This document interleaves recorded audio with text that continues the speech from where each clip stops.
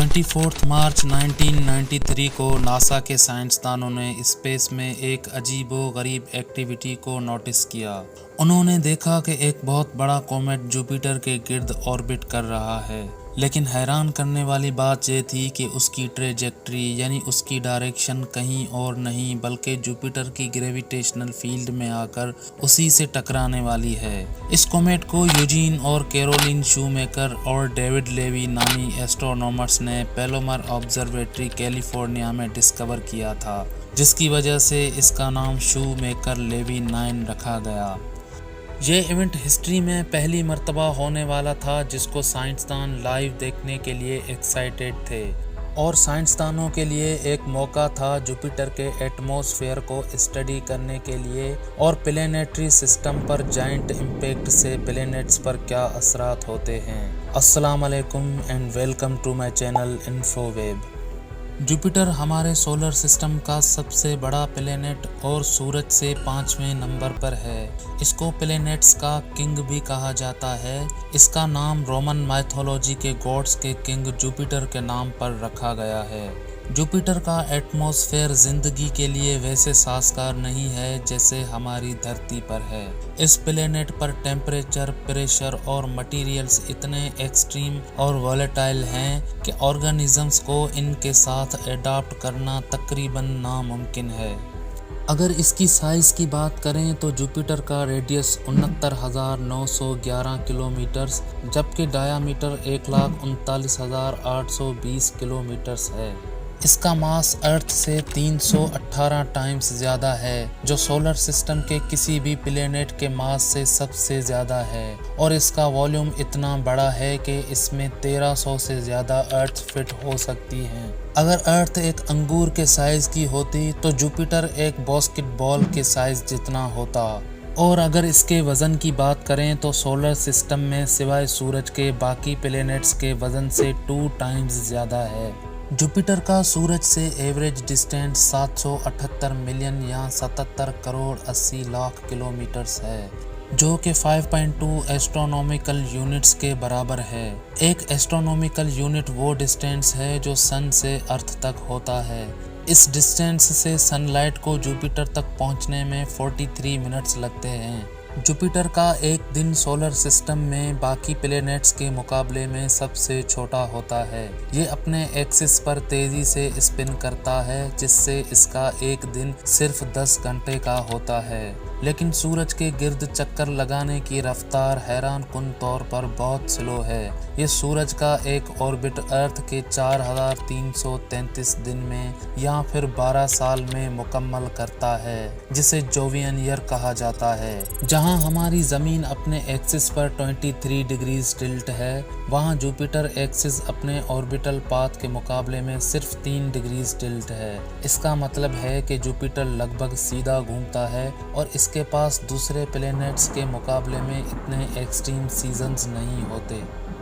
इसको एक failed star भी कहा जाता है क्योंकि जुपिटर का कंपोजिशन सन के कंपोजिशन से मिलता जुलता है। मेनली हाइड्रोजन और हीलियम से बना हुआ है, लेकिन ये साइज और फ्यूजन रिएक्शन ना होने की वजह से एक प्लेनेट ही रह गया। इसके एटमॉस्फेयर के गहरे हिस्सों में प्रेशर और टेम्परेचर इतना बढ़ जाता है कि हाइड्रोजन गैस को लिक्विड में कंप्रेस कर देता है। साइंसदानों के अंदाजे के मुताबिक सोलर सिस्टम में सबसे बड़ा ओशन जुपिटर के पास है। ये पानी का नहीं बल्कि हाइड्रोजन का है। प्लेनेट के सेंटर के आसपास के गहरे हिस्सों में प्रेशर इतना ज़्यादा हो जाता है कि इलेक्ट्रॉन्स हाइड्रोजन एटम से निकल जाते हैं, जिससे लिक्विड इलेक्ट्रिकल कंडक्टिंग मेटल की तरह बन जाता है। जुपिटर की तेज़ रोटेशन इस रीजन में इलेक्ट्रिकल करंट्स को ड्राइव करती है और लिक्विड मेटालिक हाइड्रोजन की स्पिनिंग एक डायनामो की तरह काम करती है, जो प्लेनेट की पावरफुल मैग्नेटिक फील्ड जनरेट करती है। इंसानों ने ज़मीन, मार्स और चांद को तो एक्सप्लोर कर लिया है और चांद पर तो कदम भी रख चुका है। आने वाले कुछ सालों में मार्स पर भी कदम रख लेगा, लेकिन जुपिटर के बारे में हम बहुत ही कम जानते हैं। ज़रा सोचिए, इंसान जुपिटर के सरफेस पर लैंड करना चाहे तो किन कंडीशंस का सामना करना पड़ेगा। अगर कोई इंसान स्पेस सूट के साथ जुपिटर के एटमॉस्फेयर में चला जाए तो भी उसका सरवाइव करना 100% नामुमकिन ही होगा, क्योंकि जुपिटर का एटमॉस्फेयर एक्सट्रीम कंडीशन से भरा हुआ है। सबसे पहले जुपिटर की मैग्नेटिक फील्ड से निकलने वाले खतरनाक रेडिएशन का सामना करना पड़ेगा। ये जुपिटर के एटमॉस्फेयर से तकरीबन 3 लाख किलोमीटर्स ऊपर होते हैं, जो स्पेस सूट को एक ही झटके में कई टुकड़ों में तोड़ देंगे। अगर इंसान इनसे सरवाइव करने वाला स्पेशल सूट पहनता है तो भी जुपिटर की strong gravity 1,80,000 kilometre per hour की रफ्तार से अपनी तरफ खींचेगी। अमोनिया क्लाउड्स और -150 डिग्री सेल्सियस टेम्परेचर को फेस करना पड़ेगा और पावरफुल विंड्स और मैसिव स्टॉर्म्स का सामना करना पड़ेगा। लगभग 120 किलोमीटर नीचे आने पर पिच ब्लैक अंधेरा आ जाएगा और स्टॉर्म्स लाइटिंग की रोशनी ही आपका एक सोर्स होगी। प्रेशर इतना ज़्यादा होगा कि आपको एक स्पेशल डाइविंग सबमरीन जैसा सूट चाहिए होगा। गहरे बादलों से तकरीबन 70 माइल्स नीचे वो पॉइंट है जहां इंसान की एक्सप्लोरेशन की लिमिट है। 1995 में नासा का भेजा गया गैलीलियो स्पेसक्राफ्ट ने आखिरी बार डेटा भेजा था और जुपिटर का खतरनाक प्रेशर ना झेलते हुए क्रश कर गया। जैसे जैसे आप और गहराई में जाते जाएंगे, टेम्परेचर और प्रेशर बढ़ता जाएगा और आप मेटालिक हाइड्रोजन और सुपर क्रिटिकल फ्लूइड के सामने आ जाएंगे। लेकिन इसका सरफेस नहीं आएगा, क्योंकि इसका कोई सॉलिड सरफेस है ही नहीं। अगर इन सब कंडीशन से आप बच भी जाएं तो भी आपका जिंदा बचना नामुमकिन ही होगा, क्योंकि जुपिटर पर ऑक्सीजन नाम की कोई चीज़ है ही नहीं। जुपिटर के सेंट्रल कोर के बारे में पहले कई थ्योरीज थी। साइंटिस्ट का अंदाज़ा था कि जुपिटर मेनली हाइड्रोजन और हीलियम गैसेस का होमोजीनियस मिक्स है, जो एक छोटी सॉलिड कोर के आसपास घूम रहा है। एक कोर जो हैवी एलिमेंट्स का बना हुआ है, जैसे आइस, रॉक और मेटल। 4 बिलियन ईयर्स पहले सोलर सिस्टम के एम्ब्रियोनिक स्टेज के दौरान डेब्रिस और छोटे ऑब्जेक्ट से बना था। लेकिन नासा का भेजा गया जूनो स्पेसक्राफ्ट, जो जुपिटर की ग्रेविटी और मैग्नेटिक फील्ड को मेजर कर रहा है, उसने डेटा सजेस्ट किया कि कोर का साइज एक्सपेक्टेशन से कई ज़्यादा बड़ा है और वो सॉलिड नहीं है, बल्कि वो पार्शली डिसॉल्व्ड है, जिसे रिसर्चर्स ने कोर को डाइल्यूट और फजी डिस्क्राइब किया है। जुपिटर कलरफुल स्ट्राइप्स और स्पॉट से भरा हुआ है, जो उसके क्लाउड बैंड्स और पोल से पोल तक चले आने वाले साइक्लोनिक स्टॉर्म से बना है। प्लेनेट के एटमॉस्फेयर में 3 सेपरेट क्लाउड लेयर्स हैं। अपर लेयर में अमोनिया आइस, मिडिल लेयर में अमोनियम हाइड्रोसल्फाइड क्रिस्टल्स और बॉटम लेयर में वाटर आइस और वेपर्स शामिल हैं। जुपिटर के ब्राइट कलर्स सल्फर और फॉस्फोरस गैसेस के प्लम्स को जाहिर करती है। उसकी फास्ट रोटेशन और स्ट्रॉन्ग जेट स्ट्रीम्स क्लाउड्स को डार्क बेल्ट्स और ब्राइट जोन्स में डिवाइड करती है। 1665 में इटालियन एस्ट्रोनॉमर जियोवानी डोमिनिको कसीनी एक प्रोमिनेंट एस्ट्रोनॉमर और साइंटिस्ट थे, जो जुपिटर की ऑब्जर्वेशंस में काफ़ी एक्टिव थे।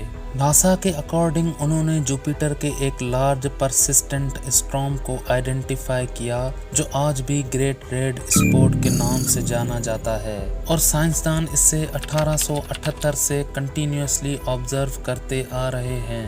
ये स्टॉर्म जुपिटर के सादर्न हेमिस्फीयर में लोकेटेड है और अर्थ से 2 गुना बड़ा है। कसीनी की डिस्कवरी से लेकर आज तक ग्रेट रेड स्पॉट जुपिटर का मोस्ट रिकॉग्नाइजेबल एटमॉस्फेरिक फीचर है, जो जुपिटर पर कई सालों से बरकरार है। जहां जुपिटर साइज और वजन से सोलर सिस्टम के प्लैनेट्स पर अपना रौब जमा रहा है, वहां इसकी बेपनाह और ताकतवर ग्रेविटी भी अपना एक असर रखती है। जुपिटर अर्थ के लिए एक गार्ड की तरह भी काम करता है, क्योंकि इसकी मैसिव ग्रेविटी और स्ट्रॉन्ग मैग्नेटिक फील्ड स्पेस में आने वाले एस्ट्रॉइड्स और कॉमेट्स को अपनी तरफ अट्रैक्ट करती है, जो अर्थ के लिए पोटेंशियल इम्पैक्ट्स को कम करती है, जिसकी एक छोटी सी मिसाल शू मेकर लेवी कॉमेट है। ये कॉमेट अपने ऑर्बिट के दौरान जुपिटर के स्ट्रॉन्ग ग्रेविटेशनल फील्ड और टाइडल फोर्स के इफेक्ट से एक सीरीज ऑफ फ्रेगमेंट्स यानी 21 टुकड़ों में टूट गया और 16 से 22 जुलाई 1994 के बीच कॉमेट के ये फ्रेगमेंट्स जुपिटर के एटमॉस्फेयर के साथ कोलाइड हुए और इन इम्पैक्ट्स के दौरान प्लेनेट के सरफेस पर मैसिव एनर्जेटिक एक्सप्लोजन्स देखे गए जो इंटेंस हीट और प्रेशर की वजह से जुपिटर के एटमॉस्फेयर में लार्ज डार्क स्पॉट्स और डिस्टर्बेंसेस क्रिएट हुए। इस इम्पैक्ट से बेइंतहा एनर्जी रिलीज हुई जो हिरोशिमा एटॉमिक बॉम्ब से 6000 गुना ज़्यादा पावरफुल थी और एटमॉस्फेयर का टेम्परेचर 30,000 डिग्री सेल्सियस तक जा पहुंचा और 3000 किलोमीटर ऊंचे डस्ट और डेब्रिस के बादल फैल गए। इम्पैक्ट्स की वजह से जुपिटर के सरफेस पर डार्क स्पॉट बन गए जो कई महीनों तक जारी रहे। ये इम्पैक्ट्स इतने सिग्निफिकेंट थे कि इनको हब्बल टेलीस्कोप के जरिए क्लियरली देखा गया। ये इवेंट प्लैनेटरी साइंस के लिए एक लैंडमार्क मोमेंट बना।